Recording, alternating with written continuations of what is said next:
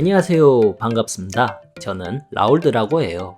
이제는 옛날처럼 틀에 얽매이는 삶이 아닌 각자 자신만의 색을 띠며 자유롭게 살아가는 시대입니다. 흔히들 개성시대라고 하죠. 개인적으로 전 남에게 휘둘리지 않고 자신만의 색을 띠며 내가 원하는 삶을 살아간다는 것 아주 좋은 일이라 생각합니다. 그러나 이러한 삶은 사람의 마음이 자기중심적인 마음, 즉 이기적인 마음이 되어버리는 부작용이 생길 수 있어요. 아나무인인 사람들이나 진상들, 이런 사람들이 전부 남을 배려하지 않고 자신만을 위하는 이기적인 마음이라는 부작용에 걸린 사람들이죠. 이러한 부작용이 생기게 되는 이유는 자신의 주관만을 믿고 자신의 감정만을 따라가기 때문에 생기는 겁니다. 자신의 주관에만 너무 집중하다 보면 자연히 세상을 보는 시야가 좁아지게 되고 자기의 감정만을 따르다 보면 이성적으로 판단하는 능력이 사라집니다.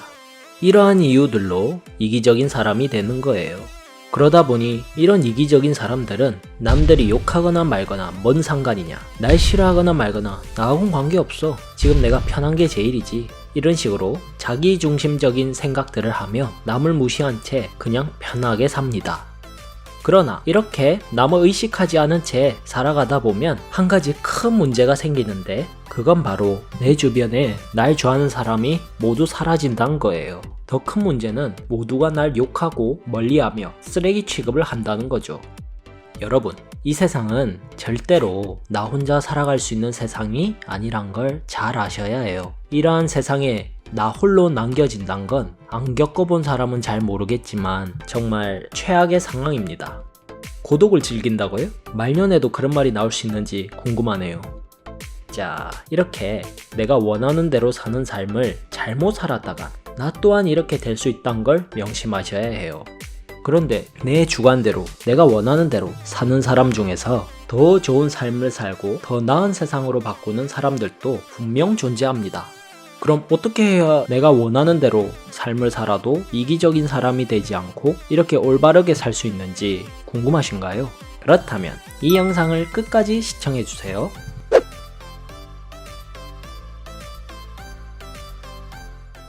이기적인 사람들에게 비극적인 결과가 찾아오는 이유는 이 사람들이 한 가지 중요한 사실을 몰랐기 때문이에요.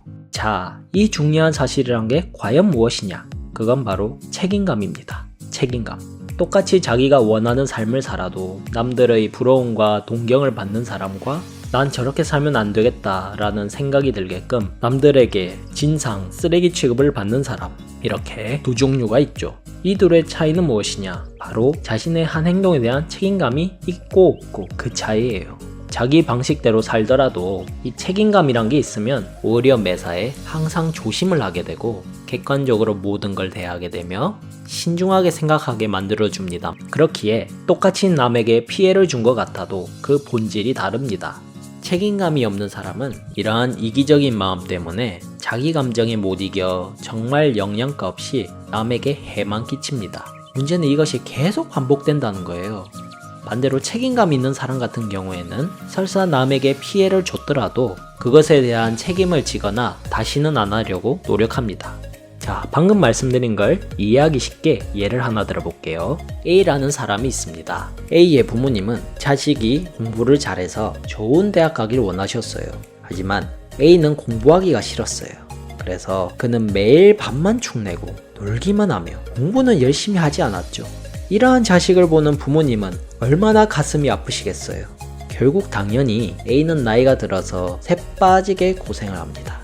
이런 게 바로 자기가 한 행동에 대한 책임감이 없는 경우죠. 책임감이 없으면 자기 감정에 못 이겨 정말로 영양가 없이 남에게 해만 끼친다는 게 여기서 드러납니다. 게으른 자기 감정을 못 이겨서 부모님의 마음을 끝까지 아프게 했잖아요.